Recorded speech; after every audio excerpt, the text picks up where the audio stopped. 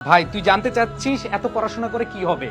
একটু মনোযোগ দিয়ে শুন। তুই যে পড়াশোনা করতেছিস সেটা তোর পড়ার টেবিলে হোক, তোর হোস্টেলের পড়ার টেবিলে হোক, তোর ম্যাথের পড়ার টেবিলে হোক, তুই কি জানিস তোর পেছনে আরো দুইটা চোখ তাকিয়ে আছে? জানিস কি? না জানলে একটু শুনে রাখ। তুই পড়াশোনা করতেছিস, তোর বাবা মায়ের দুইটা দুইটা চারটা চোখ তোর দিকে তাকিয়ে আছে তাদের স্বপ্ন পূরণ করার।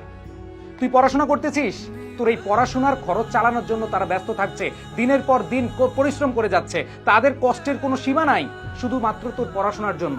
তুই পড়াশোনা করতেছিস, তারা অধীর আগ্রহে বসে আছে কবে তোর প্রতিবেশীকে, তার কাছের মানুষগুলোকে বুক ফিলিয়ে বলবে যে আমার ছেলে আমার মেয়ে ভালো রেজাল্ট করেছে। তুই পড়াশোনা করছিস, তোর বাবা মা দুই হাত তুলে অজরে কাঁদতেছে আল্লাহর কাছে যেন তুই ভালো রেজাল্ট করতে পারিস। ভাই আর কি চাস? বাবা মাকে খুশি করার জন্য হলেও আপাতত পড়াশোনা কর। তারা যে তোর প্রতি বিশ্বাস করে এত এত কিছু করছে, তুই বিশ্বাসের মূল্যটা রাখার জন্য একটু পড়াশোনা করিস, ফাঁকি দিস না। বাবা মা এত কষ্ট করে তোদের খরচ চালাচ্ছে আর তুই মোবাইলে ফ্রেন্ডদের সাথে নির্দ্বিধায় তুই চ্যাটিং প্যাটিং করে সময় নষ্ট করতেছিস, তুই আড্ডা দিতেছিস, এখানে যাচ্ছিস ওইখানে যাচ্ছিস, ঘুরে বেড়াচ্ছিস। ভাই এখন না বুঝলে পরে কিন্তু ঠিকই বুঝবি। সো সময় থাকতে একটু বোঝার চেষ্টা করিস। এই যে এরকম কোনো প্রশ্ন করবি না ভাই পড়াশোনা করে কি হবে, প্লিজ।